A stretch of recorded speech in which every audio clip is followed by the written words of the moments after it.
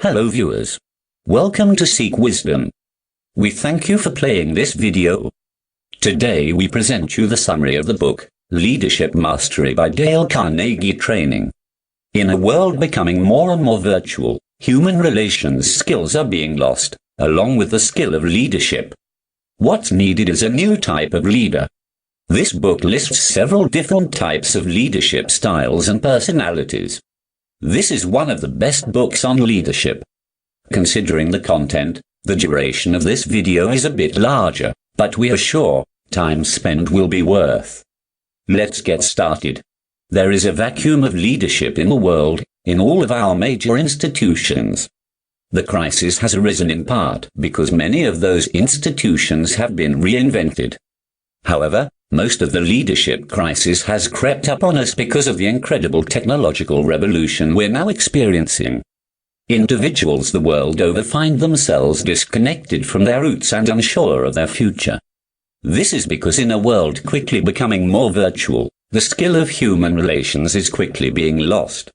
What's needed is a new type of leader, one who can inspire and motivate others while never losing sight of the leadership principles that never change. Therefore, in this cutting-edge book, we'll introduce you to a new type of leader, a leader who is flexible and adaptable. In today's world, the quality of leadership is both respected and revered, but it's also subtly devalued. As a first step toward grasping the real meaning of leadership, your present view of leadership may need to be reconsidered, reinvented, and even reborn. You're going to learn what leaders have done so that you can start doing it yourself, right away, in your own life and career. That's leadership mastery. The word leader can no longer bear any resemblance to the word boss. Bosses have subordinates or subjects or followers. Today's true leaders have no followers, rather go a step further by transforming followers into other leaders. For starters, it requires personal qualities beyond traditional leadership virtues. Qualities like toughness and decision-making ability, flexibility, innovation, and the ability to accommodate sudden change. These traits are now absolutely essential. The image of the leader as a lion tamer with a chair and a whip can no longer work. So the purpose of leadership mastery is not to show you how to order people around.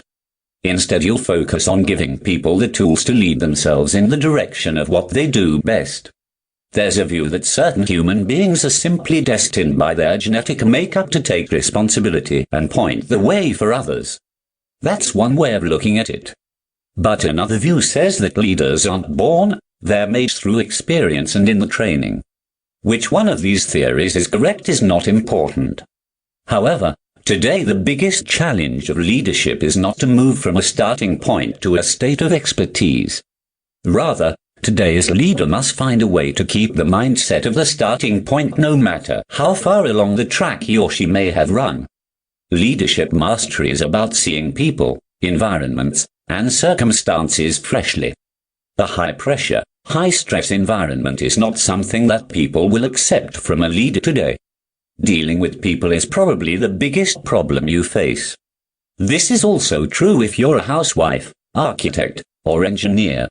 Investigations revealed that even in technical lines such as engineering, about 85% of one's success is due to skill in the ability to lead people. Leadership ability doesn't automatically come with the title of manager, supervisor, or team leader. It must be an ongoing learning process. Here are some specifics. Focus on the big picture. Understand how the work your team performs fits into the productivity, image, and overall success of the company. Be ambitious. Being ambitious doesn't have to mean being cutthroat and aggressive. Use your ambition wisely. Recognize your strengths and work on your weaknesses. Never be afraid of asking questions or taking additional training. Be decisive. Plan for the unexpected and nothing will surprise you. If you feel you have to control something, make it your stress level. As the old saying goes, never let them see you sweat. Demonstrate your self-confidence by accepting other people's negative comments without becoming defensive, arrogant, or submissive. Always take an interest in hearing others' opinions. A strong leader doesn't always want or need to be right. Be open to dissenting opinions, other ideas, and new initiatives. Be patient and work through frustrations regarding people who are less dedicated and driven than you. Learn to be a mentor. Be quick to praise. Being a leader doesn't automatically mean people will follow you. You need to show that you're behind them. You'll need to manage conflict and help people accept change. If you cannot live up to a promise, don't make that promise in the first place. When you make a mistake, admit it and apologize. Leadership mastery is a combination of many skills. Out of this, communication is the key. As careful as a leader should be when administering criticism, you can freely lavish praise almost anywhere and at any time. Even slight improvements in attitude or performance should receive immediate positive attention. Sometimes, offering praise can be of enormous benefit even before tangible signs of improvement appear. Next is about delegation. Many leaders simply wait too long before delegating power. This not only reduces the efficiency of organizations, but also withholds opportunities for growth among people who are ready to make a greater contribution.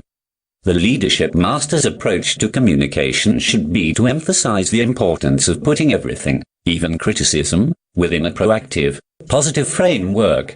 A framework that recognizes the universal human need for recognition and appreciation. We all crave appreciation and recognition, and we will do almost anything to get it. These principles will work only when they come from the heart. If you can inspire the people with whom you come in contact to a realization of the hidden treasures they possess, you can do far more than changing them. Abilities wither under criticism. They blossom under encouragement. At the simplest level, there's the straightforward exchange of information. All leaders must provide the necessary, practical tools for accomplishing this objective. They must say what needs to be done, when, and how. Beneath the surface or between the lines of truly masterful leadership communication, there is a deeper purpose. In a word, it is motivation. Be a motivator, not an orator. Motivation must engage the body, the heart, and the mind. Leadership masters can touch all three of these elements. In terms of pure technique, motivation can express itself in three basic forms: negative motivation, positive motivation to motivate others, and highly individualized techniques you need to motivate yourself. Negative motivation is the most limited form, but relying on it is a big mistake. The possibility of firing or demoting someone can get his or her attention, but much research has shown that negative motivators have very serious limitations. If you follow this, you eventually destroy morale and create enmity within the organization. Leadership is about behavior first and skills second. People respond to leaders who inspire trust and respect, rather than to the skills they possess. Tough, dominant leadership gives people a lot to push against and resist. Yes, leaders need to make tough decisions, but in the day-to-day world a leader should most concentrate on enabling the team to thrive and grow. The actions and philosophies of organizations are scrutinized as never before. At the same time, there is a much greater awareness of and interest in corporate responsibility, in finance, in diversity, and in environmental issues. A modern leader needs to understand and lead in all these areas. A leader's philosophy is simply the fundamental purposes and principles with which he or she identifies. It's the foundation for strategy, management, operational activities, and pretty much everything else that happens in an organization. For leadership to work well, team members must connect their expectations, aims, and activities to the basic purpose or philosophy of the organization. This philosophy can provide reference points and grounding for employees' decisions and actions, an increasingly significant factor in modern empowered organizations. As a leader, your responsibility is to get the philosophy right, in harmony with the actions, and the foundation is strong. A true leader should know what people really want. It is the desire to be important. Positive motivation means giving people a feeling that they're working toward a valuable, attainable, and mutually important goal. There are three types of motivational needs. 1. The achievement-oriented person is motivated by results and therefore seeks achievement, attainment of realistic but challenging goals, and advancement in the job. 2. The need for authority and power. This is a need to be influential, effective, and impactful. There is an intention to lead and for the person's ideas to prevail. 3. The need for affiliation. The affiliation-motivated person needs friendly relationships and is motivated toward interaction with other people. Once a leader has grasped the basic importance of positive motivation, it's relatively easy to create specific applications of the principle. But 3 important concepts of human behavior should be included in them all. First, everyone must be included and informed in all phases of an endeavor, at every step of the way. Teamwork is the key, not hierarchy or chain of command. Second, people must be treated as individuals. Their ideas and suggestions must be acknowledged and treated with respect. Third, superior performances must be expected, encouraged, recognized, and rewarded. Very often a personal note or a phone call from the leader means as much to a high-performing team member as a cash bonus, although the note and the cash together are sure to get quick attention. Effective leaders know that team members are more than capable of making important decisions on their own, and that empowering them to make these decisions is a vital form of positive motivation. Positive motivation is simply the best way to get these messages across. Until now, it was about motivating others. Leadership mastery includes ability to motivate self. First is to have clear, realistic and worthy goals. Goals focus our thoughts and efforts. So as a leader you simply must make goal setting a top priority. Set goals that are challenging but also achievable.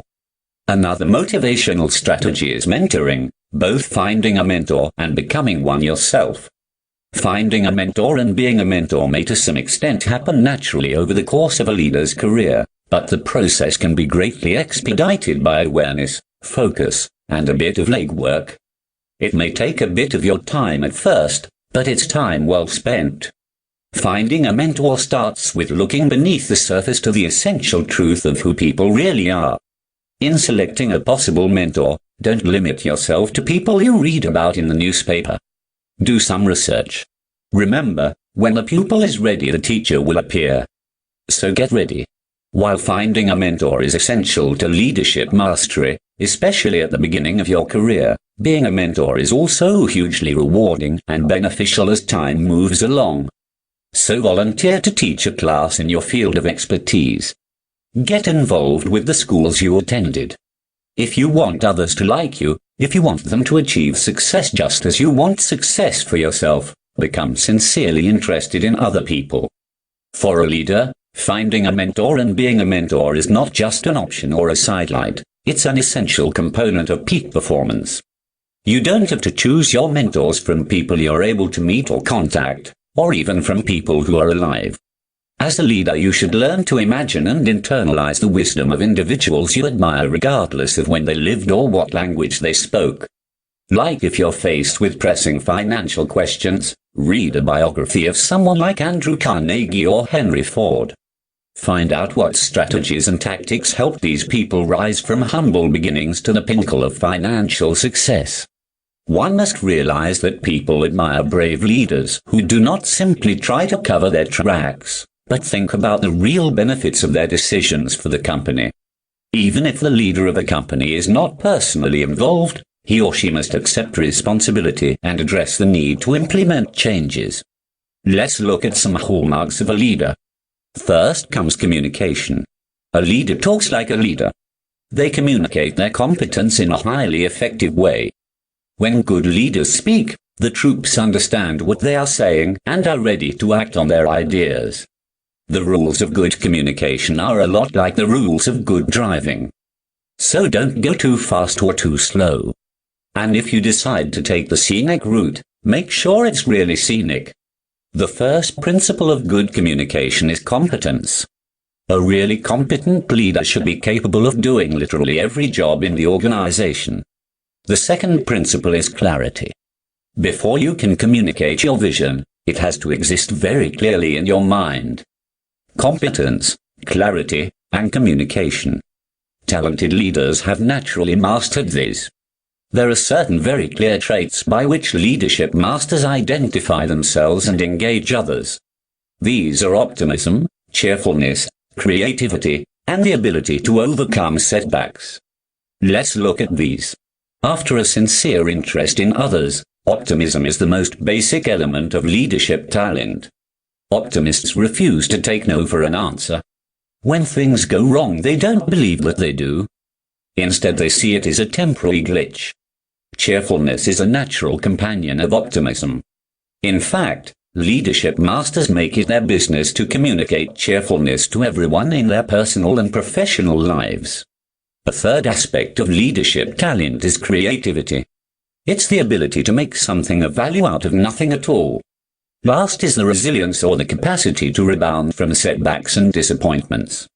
This is leadership mastery of a unique kind, especially since the followers had so much fun. Effective leaders set the tone for the entire organization. It's not a matter of knowing more than everyone else. But it does mean working hard. Be the first person to arrive at the workplace and be the last one to leave. If you can do that, you'll already be light years ahead of most managers in the respect you gain from your team members. Apply the same principle to all your routine activities. The best way to exercise authority is simply to keep your mouth shut. The real leader is not the individual who says the most. It's the person who needs to say the least. Let everyone else run out of gas. Then, when you do speak, your words will carry maximum authority. Next is about embracing risks. The formula is given by a scientist named Sidney Denkoff. Says, the more mistakes you make, the closer you become to your best possible self, provided the mistakes don't kill you. So it would seem that non-fatal mistakes are not things to avoid. In fact, they should actually be sought out by people who want to evolve toward their full potential. If a person has never failed, it means they've never taken any risks, and that's a bad sign. If you expect people to develop into leaders, you can't tell them they'll be fired if they don't hit a home run every time they swing the bat. If you want to become a leadership master, you've got to get used to swinging that bat yourself, and you've got to love swinging for the fences. When you're faced with a risky situation, don't feel you have to be a daredevil. Train yourself to focus on that outcome instead of the chance for ruin. You can be a leader, and you can choose an acceptable level of risk. However, if you feel uncomfortable with any level of risk whatsoever, you must ask yourself whether you're really committed to achieving leadership mastery. Enjoy the challenges that come with success. A lot of things can go wrong, but most aren't as harmful as worrying about them. Risk is essential, and once you've committed yourself to accepting a certain amount of risk as a step toward leadership mastery, there are ways to make it easier in your everyday life. Risk itself is not usually the problem. It's the fear of risk that intrudes on our daily lives. There are real problems in the real world. Most of them have remedies, but there will always be issues beyond your reach. Learn to accept them and go forward. Here are the 3 principles involved with this. First, make it very clear that failure avoidance is not a sought-after goal. Second, if and when something does go wrong, examine what happened in a proactive framework with a focus on the future. Third, encourage team members to take risks again if the odds seem favorable. If and when a risk does go bad, a leader should help clarify what happened in a way that avoids punitive judgments. There's nothing to be gained by finger-pointing. Remember the lines of the German philosopher Friedrich Nietzsche, "Whatever doesn't kill me makes me stronger." Leadership is of 2 types: inspirational and organizational. Let's have a look at inspirational leadership. When a down cycle takes place, one of the most interesting characteristics of inspirational leadership comes into sharp focus. The high self-esteem of inspirational leaders sometimes does not allow for the possibility that they could fall short. There must be some other explanation, and inspirational leaders are very good at finding it before they go on to their next adventure. The ability to create, communicate, and pursue dreams is the first defining quality of inspirational leadership. Inspirational leadership masters see a clear picture of the future in their mind's eye. A leader is someone who can take a group of people to a place they themselves don't think they can go. Inspirational leaders don't usually like routine. They want to keep opening up new territories. The core of inspirational leadership is the sense that things are happening on a scale larger than life. Psychologically speaking, inspirational leaders can become like surrogate parents to their team members. Regardless of how much responsibility and latitude a leader may delegate to a team, the leader must remain accountable for any major problems that result. For this reason, the process of delegation requires a very mature leader free from ego-based needs. Now let us look at organizational leaders. If inspirational leaders are like rock stars, the organizational leaders are like music company executives or theatrical agents. Organizational leaders don't crave adulation or applause. They're often uncomfortable in the spotlight.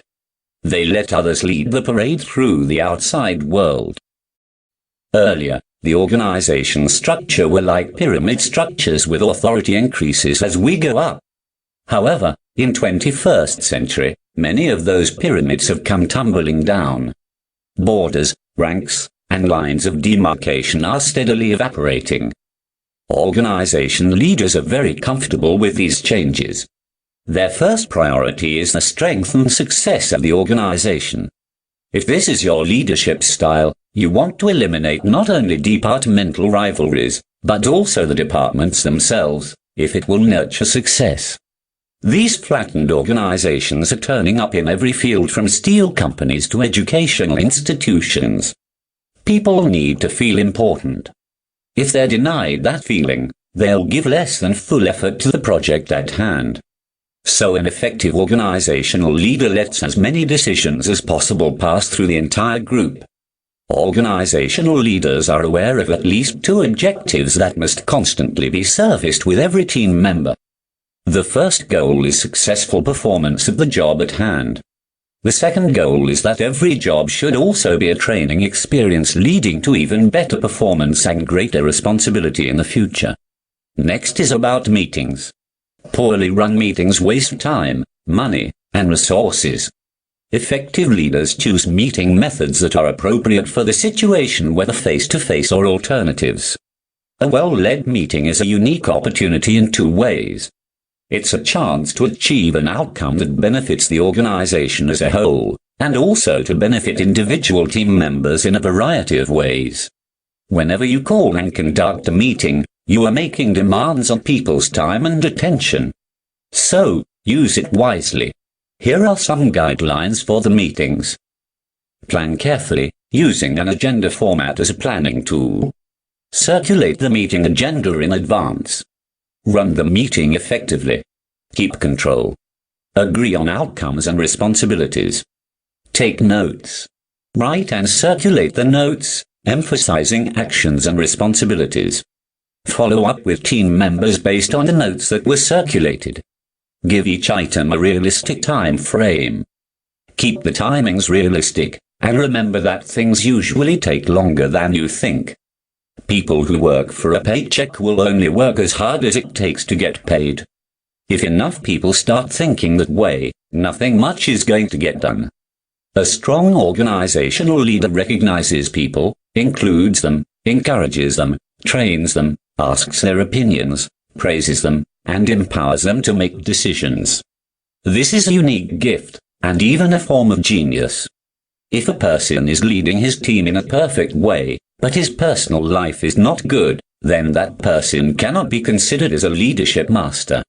In everyone's life, the two major forces are the desires for professional fulfillment and for personal fulfillment.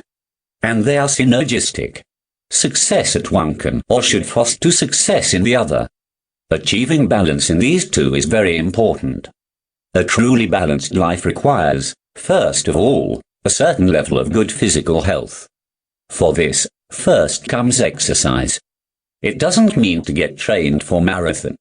Begin moderately, but with a firm commitment to sticking to your goals. Next thing is proper rest. A recent study revealed a direct correlation between reduced hours of sleep and physical aging. Next comes about diet. As with an automobile or any other piece of machinery, normal wear and tear can have long-term effects. A healthy and well-balanced diet is one of the ways to prevent anything beyond normal wear and tear. There should be times when you completely get away from your work and just relax. For people in demanding leadership roles, a vacation isn't just an indulgence. It is a necessity. This was about creating balance physically and emotionally. It is equally important to stimulate yourself intellectually and perhaps even artistically. For a leader, learning should have a definition far beyond what takes place in formal schooling. Next important thing is spiritual awareness. People investing their time in spiritual awareness have fewer stress-related health problems, suffer less from anxiety and other psychological disorders, and in general seem to be immune from feelings of despair and loneliness. Time is really the most valuable resource a leader has. Good time management is simply the art of using each 24 hours as effectively as possible. The following simple guidelines can serve as a starting point for reorganizing your time. First, get into the habit of using an organizer or day planner of some kind. Keep it with you so that changes in schedules or ongoing commitments can be recorded right away. Second, avoid energy-draining, time-wasting black holes like watching television. Third, be realistic about what you can accomplish in the time you have. Overreaching, beyond what you can possibly get done, can keep you stuck in a permanent time crunch. As you begin implementing a time management program, start small and keep at it. Make your downtime count. Family is our most important organizational unit. While blood ties are inherently powerful, you get from a family what you put into it. The same energy you use to play a leader in public is necessary in private too. There are two extremes of leadership. On one side, people live with mantra, don't worry, be happy. On other side, people become anxious, being awake at night. Successful adulthood can be defined as striking balance between these two. Solitude and tranquility of mind are key to balanced and effective leadership. The time and space that you carve out of your busy life to think, to reconnect with nature, should be on your priority list. Today's leadership masters must get along with everyone, not necessarily as a best friend, but certainly to the degree that race, national origin, religion, generation, or personal lifestyle choices do not intrude. You need to honor the diversity. The first step toward living comfortably with diversity is to put yourself in the other person's place, no matter what their differences. Look for those things we all have in common. Empathy, or seeing the world through another's eyes, is something a leader needs to accomplish on a daily basis. Instead of making people feel different, learn how to make people feel important. This takes more than one or two gestures or compliments. Successful executives are often people who have spent years acquiring and getting comfortable with power. The new workplace demands learning some humility. While this is a challenge, it is also an opportunity. While sensitivity is crucial for a leader, so is a willingness to challenge people with expectations and responsibilities. How can a leader bring this about with an increasingly diverse workforce? Firstly, assess people's talents as well as how they rate their own capabilities. Then ask them for just a little bit more than it seems they can comfortably give. Stretching an employee's comfort zone has to be handled diplomatically. Raise your own expectations just a notch, and almost anyone will respond. Leadership masters must humanize their organizations in ways large and small. The big executive desk should become a thing of the past, at least for meetings or one-on-one discussions. Next comes some practical tactics and techniques. First is the decision-making. For any situation that need a decision, empower people. Let them think proactively about what they can accomplish.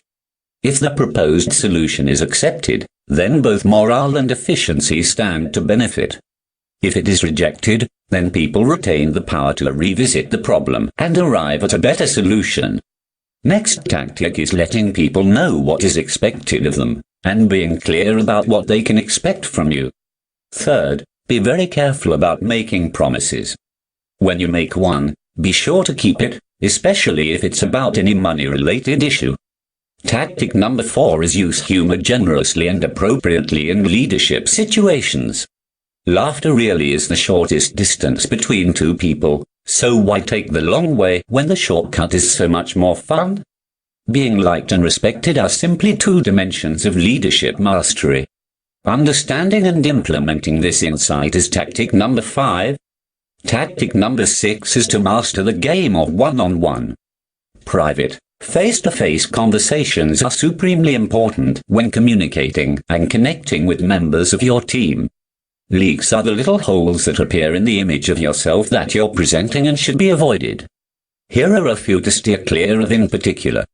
First, don't sneak a glance at your watch. You won't get away with it. Second, if someone who's supposedly more important walks by, do not let your eyes wander. Third, don't take unnecessary phone calls, and don't confuse the game of one-on-one with that other game, one-upmanship. 7th leadership tactic is to be consistent. Real consistency requires full awareness and conscious effort. Leadership masters know that making that effort creates trust and motivates extra effort. Next is, if you got a call that you were unable to take, or a mail, always respond within 24 hours. In dealing with the crises, use these 3 principles. First, be calm. Getting excited almost never helps, and keeping calm almost always does. Second, break it down into manageable components. And third, see if there's even a small part of the problem that you can solve. When faced with a crisis, ask yourself if you have ever dealt with something like this before. Once we learn from the past, we need not relive it unless it suits our purposes.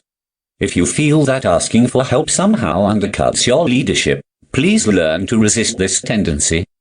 Getting outside support is extremely important in a crisis, not only for making decisions, but also in dealing with the inevitable emotional stresses. In any crisis, force yourself to get some distance from it on a regular basis. Banish all thoughts of blame from your mind, once and for all. As for responsibility, you are the leader. Nobody knows what the future holds. Whatever the outcome, it will probably be very different from what anyone expects. As a leader, you should be both flexible and principled. You should be prepared to adjust to sudden change, but at your inner core, certain beliefs, values, and behaviors must remain steadfast no matter in what directions the winds are heading or how hard they blow. The rules set down here are not mere theories or guesswork. They are tried and true formulas that will lead you on a path toward your own sense of deep fulfillment and true empowerment. All that is required of you is honesty and a genuine desire to become your own unique style of leadership master. Here we shall wind up this video. If you like this, hit a like, share it with your friends. Subscribe to this channel for more such videos and hit bell icon to get notified about the latest updates. Remember, happiness is prosperity.